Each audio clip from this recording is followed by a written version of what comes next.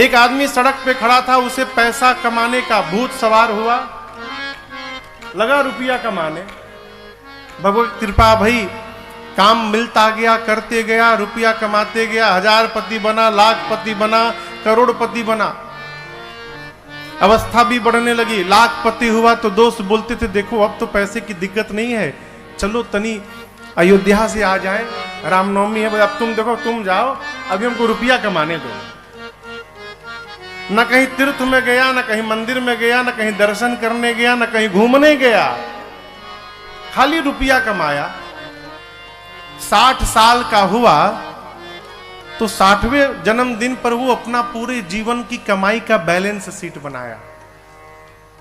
तो उसने पाया कि मैंने इतनी संपत्ति एकत्रित कर ली है कि मेरी आने वाली 7 पीढ़ी यदि बैठ के खाए तो भी ये समाप्त होने वाला नहीं है, इतना कमा लिया। उस दिन उसने निर्णय किया 60वें जन्मदिन के दिन कि बस अब प्रयास नहीं करना है, अब हरि कृपा से जो आए वही पर्याप्त है, अब जीवन का आनंद लेना है, खूब घूमना है, दर्शन करना है, भजन कीर्तन सत्संग। दोपहर में निर्णय किया, शाम को जन्मदिन उत्सव मनाया, दान किया, लोगों को भोजन कराया। सब करने औरने के बाद सारे मेहमान चले गए।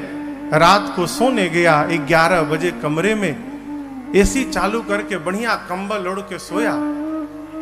2 घंटे बाद 1 बजे रात को किसी ने उसके कमरे में आकर उसके कंबल को खींचा। कंबल खींचा तो उठा, बोले कि दिखा सामने काला कलूटा आदमी। बोला तुम कहां से आ गए? उसने कहा नेशनल परमिट है, मैं कहीं भी जा सकता हूं, मुझे कोई रोक नहीं सकता। कौन हो तुम? बोला यमदूत हूं।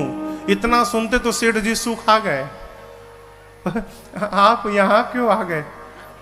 टाइम पूरा हो गया आपका, चलिए आपको लेने आया हूं। अब तो सेठ सोचने लगा बताओ, आज ही सोचा कि अब जीवन का आनंद लूंगा और आज ही लेने आ गए। सेठ तो सेठ यमदूत से बोला कि 5 करोड़। यमदूत बोला मतलब 5 करोड़ दे देता हूं, 1 साल मेरा बढ़ा दीजिए। यमदूत बोला दिमाग ठीक है, रिश्वत देते हो, चलते हो कि नहीं? बोला 50-50, जितनी संपत्ति है आधा दे दूंगा, 1 महीना बढ़ा दो।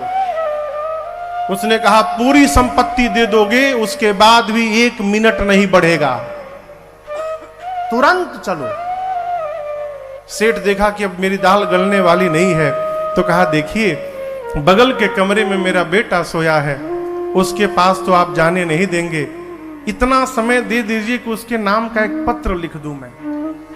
यमदूत ने कहा तुरंत लिखो। उठाया डायरी और पेन और उसने कहा बेटे, जीवन के अंतिम क्षण में जाकर मुझे एक उपदेश प्राप्त हुआ है, एक समझ आई है और मैं चाहता हूं कि ये समझ तुमको बताते हुए चला जाऊंगा।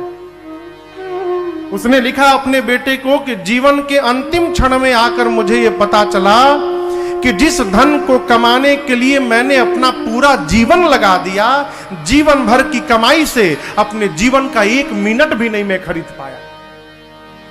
जिस रुपए को अर्जित करने में पूरा जीवन चला गया, उस जीवन भर की कमाई देने पर भी जीवन का 1 मिनट वापस नहीं मिला मुझे।